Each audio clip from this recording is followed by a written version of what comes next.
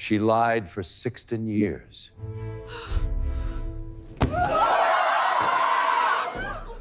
The papers hit my workbench like a slap across the face. Divorce papers. On my 45th birthday, no less. "Danny sends her regards," said the lawyer, a thin man in an expensive suit who looked like he'd never changed his own oil. "She gets the house, the kids, and half your business. You get visitation rights every other weekend, assuming you can prove you're a suitable parent." I wiped my hands on a shop rag and picked up the documents. 22 years of marriage, reduced to legal jargon and dollar signs. "My name is Nick Patterson, and I've been running Patterson's Custom Auto for 15 years. Built it from nothing after I got out of the Army. Now my wife wants to tear it all down. She also wanted me to give you this," the lawyer continued, handing me another envelope. "Consider it a birthday present." Inside was a photograph. My wife Jennifer with some guy I recognized from her law firm's holiday parties. Troy something. They were at a restaurant I couldn't afford, holding hands across a table set for two. The timestamp showed last Tuesday, the same Tuesday she told me she was working late on the Henderson case. "Tell Jennifer I have something for her too," I said, reaching into my desk drawer. I pulled out a sealed envelope and handed it to the lawyer. "Make sure she gets this before she signs anything final." The lawyer looked puzzled but took the envelope. After he left, I sat in my empty shop, surrounded by the smell of motor oil and the ghosts of better days. The radio was playing some country song about heartbreak, which seemed about right. My phone buzzed. A text from my daughter, Emma. "Mom told us about the divorce. Finally. Max and I are staying with her. Don't bother coming to dinner tonight." Emma was 16 and had inherited her mother's talent for cutting words. Max was only 12, but he'd been distant lately. I thought it was just adolescence. Now I understood it was preparation. I locked up the shop and drove home to our house on Maple Street. It was a nice neighborhood once. Now half the houses had foreclosure signs, and the other half were occupied by people pretending they weren't next. Our house sat in the middle, a 2-story colonial with blue shutters that Jennifer insisted we repaint every 3 years. The driveway was empty. Jennifer's BMW was gone, along with both kids. I walked through rooms that felt more like a museum than a home. Everything was perfectly arranged, nothing out of place. It had been that way for years. Before we dive deeper into this story, I have one small request. Please subscribe, drop a like, comment, and hit that hype button to boost this channel so more people can discover these incredible Reddit stories. In the kitchen, I found a note on the refrigerator. "Nick, we're staying at my mother's tonight. Please don't call. We need space to process this transition." Jennifer. Transition. Like our marriage was a business merger gone wrong. I grabbed a beer and went to my workshop in the basement. This was the only space in the house that was truly mine. Tools organized exactly how I wanted them, a workbench scarred by years of projects, and photos of cars I'd restored. Real accomplishments, not like the fake smile I'd been wearing upstairs for the past 5 years. My phone rang. Big Ray from the boxing gym where I trained 3 nights a week. "Heard about the divorce, Nick." "Sorry, man. You want to hit something tonight?" "How'd you hear already?" "Small town. Word travels fast, especially when it involves Jennifer Patterson. Half the guys at Murphy's Bar are taking bets on how long before she marries that real estate pretty boy." Real estate. So Troy wasn't just a lawyer. That explained the expensive car and the designer clothes. It also explained how he could afford to wine and dine my wife while I was working 60-hour weeks to keep our heads above water. "I'll be there in 20 minutes, I told Ray. The gym was in the old warehouse district, surrounded by buildings that used to make things before everything got shipped overseas.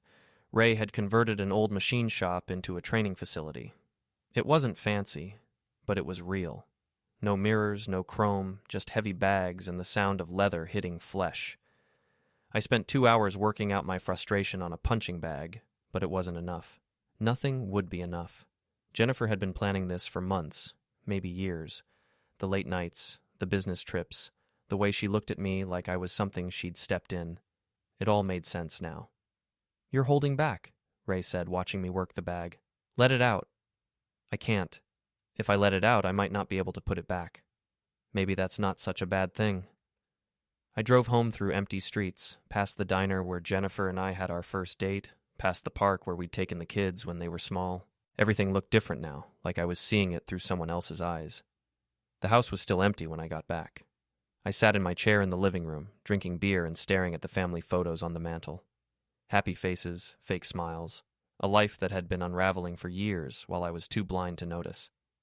At midnight, my phone buzzed with a text from an unknown number. "Your wife looks good in red. Too bad you'll never see her wear it again. T." I stared at the message for a long time, then I deleted it and went to bed. But I didn't sleep. I lay there thinking about the envelope I'd given the lawyer and what would happen when Jennifer opened it. Some gifts are worth waiting for. The next morning started with another gift. I walked out to get the newspaper and found my truck's tires slashed, all 4 of them. A note was tucked under the windshield wiper. "This is what happens to losers who don't know when to quit. T." I called the police, but Officer Martinez just shrugged and said it would be hard to prove who did it. "Probably just kids," he said, though we both knew better. Small towns protect their own, and Jennifer had always been better at making friends than I was. While I waited for the tow truck, Mrs. Fitzgerald from next door came over with a cup of coffee and a concerned expression. "I saw a car here around 3 this morning," she said. "Looked like that red Mustang that belongs to Jennifer's friend from work." Troy drove a red Mustang. Of course he did. "Did you get the license plate?" "I'm afraid not, but I did see him clearly. Tall fellow, dark hair. Looked like he was enjoying himself." The tow truck driver charged me $200 to haul my truck to the tire shop, another $300 for new tires. Money I couldn't afford to spend, especially with divorce lawyers circling like vultures. I got to the shop late and found 2 messages on the answering machine. Both were customers canceling appointments. Word was spreading fast. Around noon, Emma showed up. She walked into the shop like she owned the place, which I guess she would soon enough. "Mom wants her ring back," she said, holding out her hand.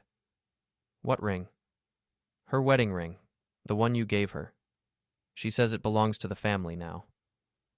Tell your mother if she wants something from me, she can ask for it herself." Emma rolled her eyes. "She's trying to be nice about this, Dad. Don't make it harder than it has to be." "Nice?" "She's been lying to me for months, maybe years. She's trying to take my business, my house, my kids. How exactly is that nice?" "Because you're a loser," Emma said, her voice cold as January. "Everyone knows it. Mom deserves better than this." She gestured around the shop like it was a disease. "This shop put food on your table and clothes on your back for 15 years. And now it's embarrassing. Do you know what it's like having friends ask why my dad fixes cars for a living while their dads are doctors and lawyers?" I stared at my daughter, trying to find some trace of the little girl who used to help me work on engines, who used to say she wanted to be a mechanic like Daddy when she grew up. "Get out," I said quietly. "What?" "Get out of my shop. And tell your mother if she wants her ring, she can come get it herself." Emma left in a huff, but not before taking a picture of me with her phone. Probably for her Instagram account, where she'd been posting about her difficult family situation for the past week.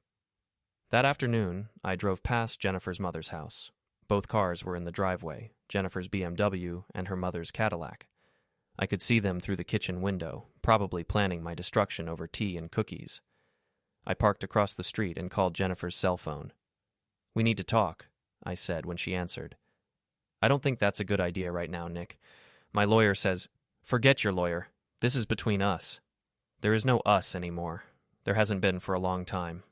How long, Jennifer? How long have you been lying to me?" Silence on the other end.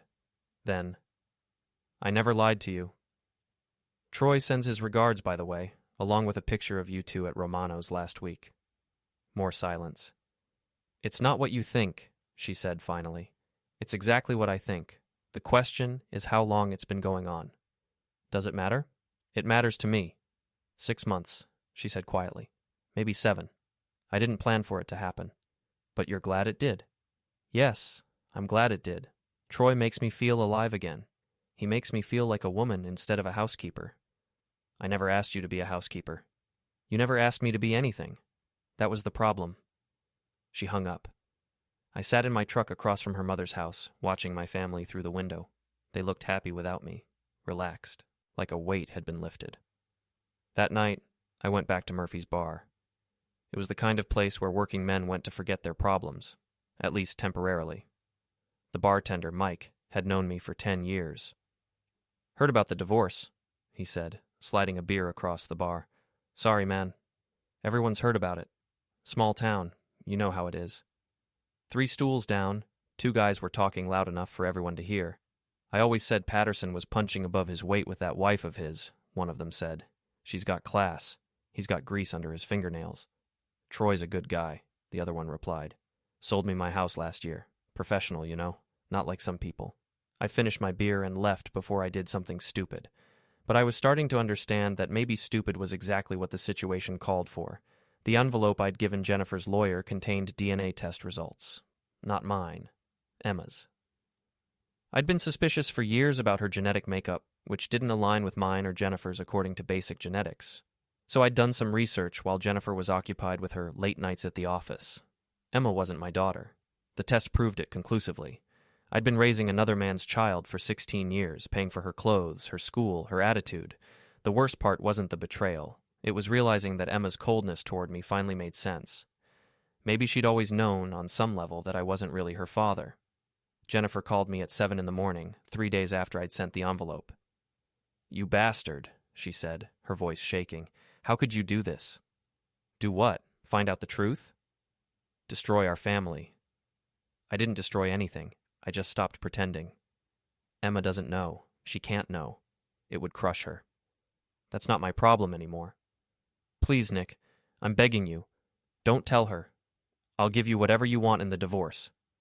What I want is my life back. Can you give me that? She started crying. Real tears. Not the fake ones she'd been using in front of the kids. "It was one night," she said. 16 years ago, I was angry at you. We'd been fighting about money and I made a mistake. One night, Nick. That's all it was. With who? It doesn't matter. It matters to me. Someone from work. He's not even in town anymore. He doesn't know about Emma. But you knew. All these years you knew. I suspected, but I loved you and I loved Emma, and I thought we could make it work. Until Troy came along. That's different. That's about us, not about Emma.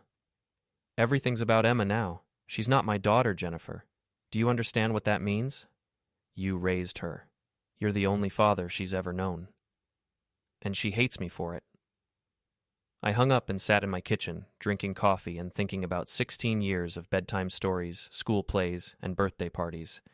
16 years of loving a child who wasn't mine. Married to a woman who'd been lying to me since before Emma was born. My phone rang again. This time it was Max. "Dad, Mom's crying and won't tell me why. What's going on?" Max was the only one in the family who still called me Dad without it sounding like an insult. "Just grown-up stuff, buddy. Nothing for you to worry about." "Are you coming to my baseball game tomorrow?" I'd forgotten about the game. I'd been going to Max's games for 3 years, sitting in the bleachers with the other parents, cheering for a team that usually lost. Jennifer never came. Too busy with work, she said. Wouldn't miss it. Good, I'm pitching. After Max hung up, I realized he might be the only real thing left in my life. Emma wasn't my daughter. Jennifer had been lying for years, but Max was mine. The DNA test had confirmed it. He was the one person in my family who was actually family. That afternoon, I drove to Troy's real estate office. It was in one of those new strip malls on the edge of town, all glass and steel and fake plants. His picture was on a sign outside, "Troy Mitchell, your key to success." I walked in like I was interested in buying a house. The receptionist, a young woman with too much makeup and not enough sense, smiled brightly. "Are you here to see Troy? He's with a client right now, but I can schedule an appointment." "I'll wait," I said, settling into a leather chair that probably cost more than most people made in a month. Troy's office had glass walls, so I could see him talking to an elderly couple. He was animated, gesturing with his hands, selling them a dream they probably couldn't afford. He looked like the kind of guy who'd never changed his own oil, never fixed anything with his hands, never built something from nothing. When the elderly couple left, Troy noticed me in the waiting area. His smile faltered for just a second, then snapped back into place. "Nick Patterson," he said, walking over with his hand extended. "I've heard so much about you." I didn't shake his hand. "I'm sure you have. Jennifer talks a lot. Look, I know this is awkward, but I want you to know I respect you. You're a good man, and you've been a good father to those kids. Just not a good enough husband." Troy's smile became more genuine. "That's between you and Jennifer. I'm just trying to make her happy. By destroying my family. Your family was already broken, Nick. I didn't break it. No, you just picked through the pieces like a vulture. The receptionist was watching us now, probably wondering if she should call security. Troy noticed and guided me toward his office. "Let's talk privately," he said. His office was exactly what I'd expected. Expensive furniture, motivational posters, pictures of Troy with local politicians and business leaders, a shrine to success built on other people's money. "What do you want, Nick?" "I want you to stay away from my wife. She's not your wife anymore. The papers are filed. Until they're signed, she's still married to me. And after they're signed? After they're signed, I don't care what happens to her." Troy leaned back in his chair, studying me. "You know, Jennifer said you might try to cause problems. She said you don't handle change well. She's right. I don't handle lies well either." "What lies?" I pulled out a copy of Emma's DNA test results and placed them on his desk. "Did she tell you about this?" Troy picked up the papers and read them. His face went pale. "Emma's not your daughter," he said. "That's right, which means Jennifer's been lying to me for 16 years. Makes you wonder what else she's been lying about, doesn't it?" Troy set the papers down carefully. "This doesn't change anything between Jennifer and me. Maybe not, but it changes everything between Jennifer and Emma, and between Jennifer and the divorce court. Adultery and paternity fraud tend to complicate these things.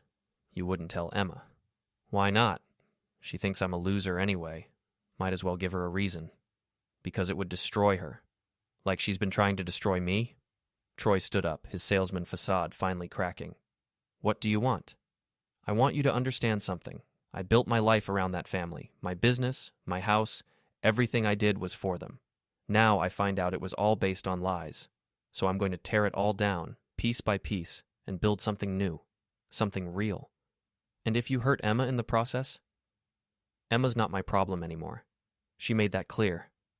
I left Troy's office and drove to Max's school. I sat in the parking lot, watching kids get picked up by their parents, thinking about the conversation I'd just had. For the first time in months, I felt like I was in control of something. My phone buzzed with a text from Jennifer. "Please don't do this. We can work something out." I deleted the message without responding. Some things were beyond working out. Max pitched a perfect game. 7 innings, no hits, no runs, no walks.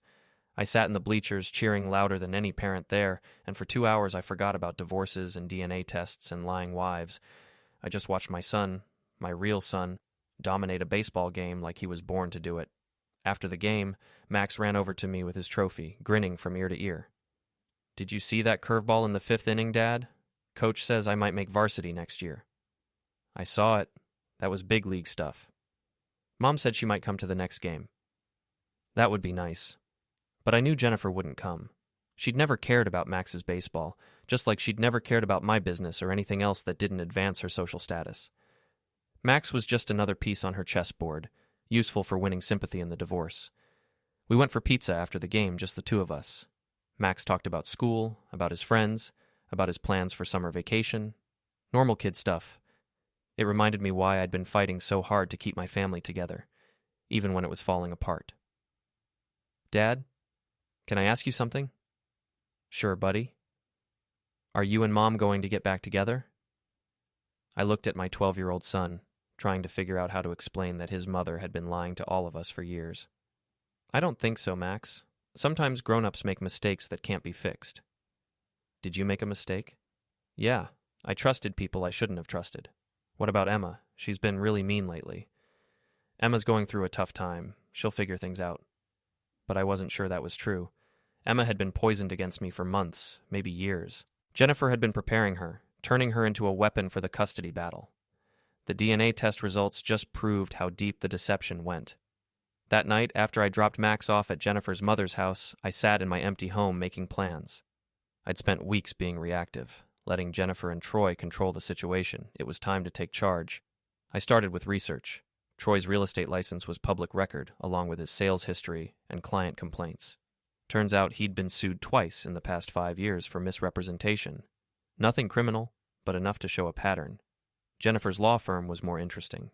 Patterson, Wells & Associates specialized in personal injury cases, the kind of ambulance chasing that made lawyers rich and clients bitter. They'd been in the news recently for a case involving a nursing home scandal. Jennifer's name was on several of the court documents. I spent 3 days digging through public records, newspaper archives, and social media posts. By Thursday, I had a clear picture of who my wife really was, and it wasn't pretty. Friday morning, I called Jennifer's office.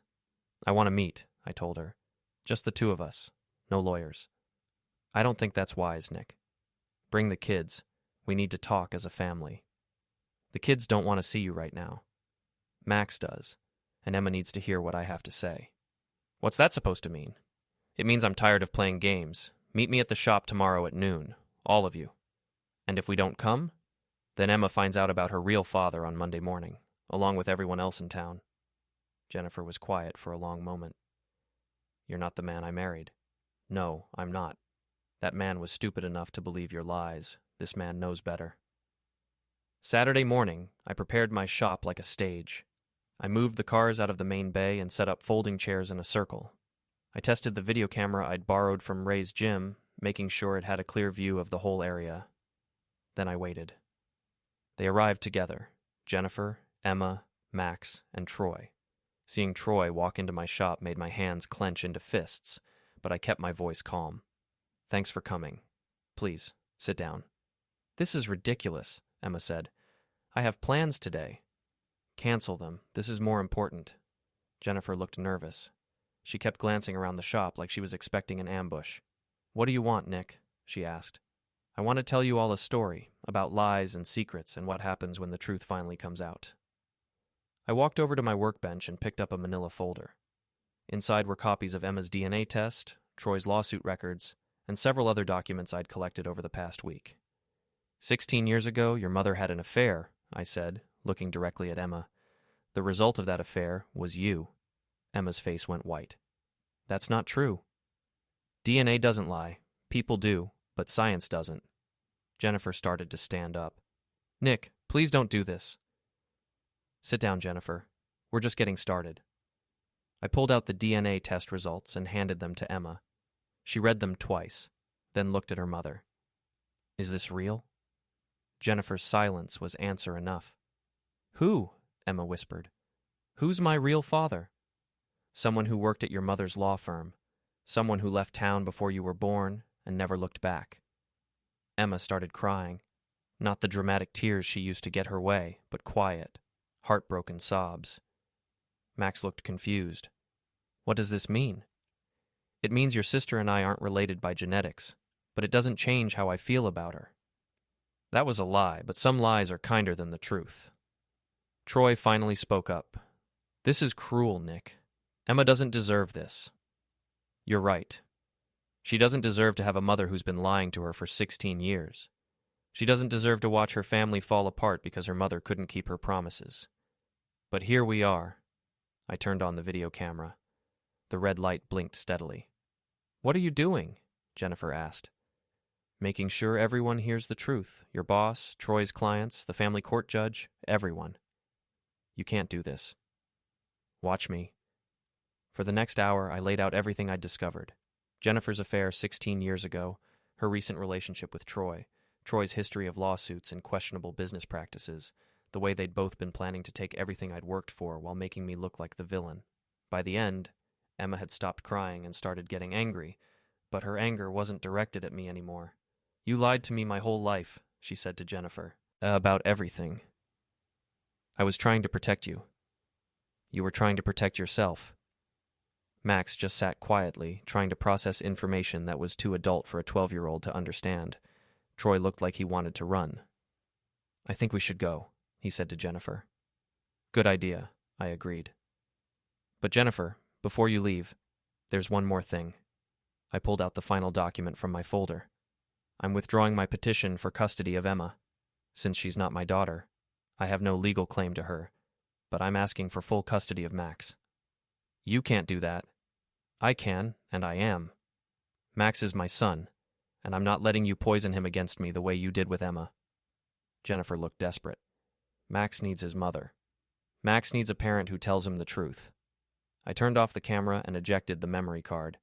"This recording goes to your boss on Monday morning unless we can reach an agreement. I keep Max, you keep Emma, and we split everything else 50-50.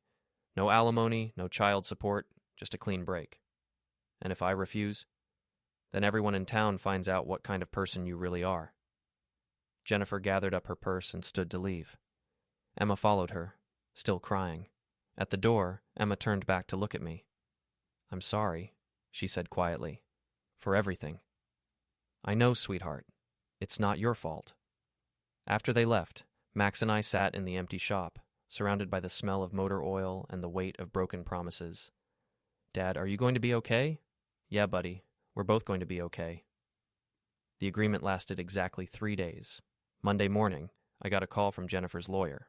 She was rejecting my offer and demanding full custody of both children, plus alimony and half my business.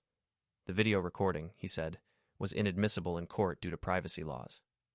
Tuesday, I found my shop windows smashed and "loser" spray painted across the front door. The police said they had no leads, but I knew who was responsible. Wednesday, Emma posted the DNA test results on her social media accounts, along with a long rant about how I'd destroyed her life with lies. The post went viral in our small town. By noon, everyone knew our family's secrets. That's when I decided to stop playing defense. Jennifer's law firm was hosting their annual charity gala that weekend at the Riverside Hotel. It was the social event of the year, where all the important people in town gathered to congratulate themselves on their success. Jennifer had been planning to attend with Troy, making their relationship officially public. I bought a ticket. Friday night, I put on my best suit, the one I'd worn to my wedding 22 years ago, and drove to the hotel. The parking lot was full of expensive cars driven by people who'd never changed their own oil. I felt like a wolf walking into a sheep convention. The ballroom was decorated with flowers and fairy lights, full of lawyers and doctors and business owners who'd never spoken to me before but knew exactly who I was now. Conversations stopped when I walked by. People whispered and pointed. I found Jennifer at a table near the front, wearing a red dress that probably cost more than most people made in a week. Troy was beside her, looking uncomfortable in his tuxedo. They both saw me coming. "Nick," Jennifer said, standing up. "What are you doing here?" "Supporting local charity. Isn't that what good citizens do?" Troy put his hand on Jennifer's arm. "Maybe we should leave." "No," I said. "Stay. Enjoy the party. I have something to say, and I want everyone to hear it." I walked to the front of the room where a microphone stood on a small stage. The band stopped playing. Conversations died. Everyone turned to look at me. "Good evening," I said into the microphone. My voice echoed through the ballroom. "For those who don't know me, I'm Nick Patterson.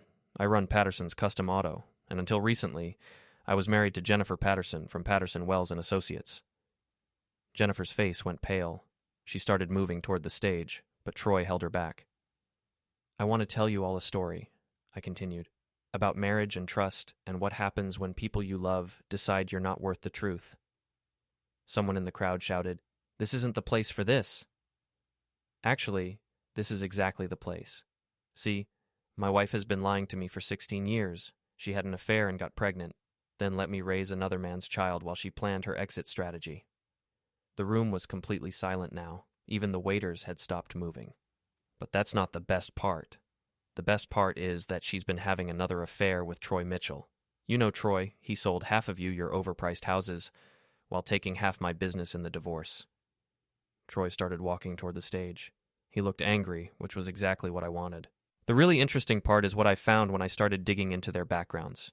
Did you know Troy's been sued twice for fraud?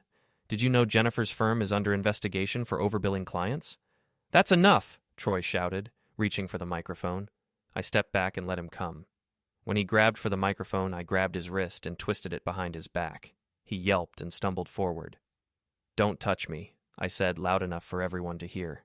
"You've taken enough from me already." Security guards started moving toward the stage, but I wasn't finished. I spent 22 years building a life with someone who was planning to destroy me from day one. I worked 60-hour weeks to pay for a house I'm losing, to support kids who aren't mine, to keep a wife who was already shopping for my replacement. Jennifer was crying now, but I didn't care. The time for caring was over. So here's what's going to happen. I'm taking my son and my business and starting over. Jennifer can have her boyfriend and her lies and her fake life. Emma can have the truth about who she really is. And all of you can go back to pretending your own marriages are perfect. I dropped the microphone and walked off the stage. The security guards moved to intercept me, but I was already heading for the exit. Behind me, the ballroom erupted in chaos. In the parking lot, Troy caught up with me. "You think you've won something?" he shouted. "You think destroying Jennifer makes you a man?" "I think telling the truth makes me honest. Something you wouldn't understand." He swung at me, a wild punch that I saw coming from a mile away. I ducked and hit him once in the stomach, doubling him over. He fell to his knees on the asphalt, gasping. "Stay away from my family," I said. "What's left of it?" I drove home through empty streets, past the diner where Jennifer and I had our first date, past the park where we'd taken the kids when they were small. Everything looked different now, like I was seeing it through clear eyes for the first time in years. At home, I packed a bag for Max and another for myself. We were leaving town, starting fresh somewhere else. I'd sell the business, take what I could get, and build something new, something real. My phone rang as I was loading the car. It was Max. "Dad? I saw the video online. Are we really leaving?" "Do you want to leave?" "Yeah, I think I do." "Then pack your stuff. We're going to find somewhere better." "What about Emma?" "Emma's old enough to make her own choices. She chose her mother." "And Mom?" "Your mother made her choices a long time ago." I hung up and finished loading the car. In a few hours, Max would sneak out of his grandmother's house and meet me at the shop. We'd drive west until we found a place where nobody knew our story, where we could write a new one. I wasn't the same man who'd been served divorce papers 2 weeks ago. That man had been weak, trusting, willing to accept lies for the sake of peace. This man knew better. They wanted a villain. I became their nightmare.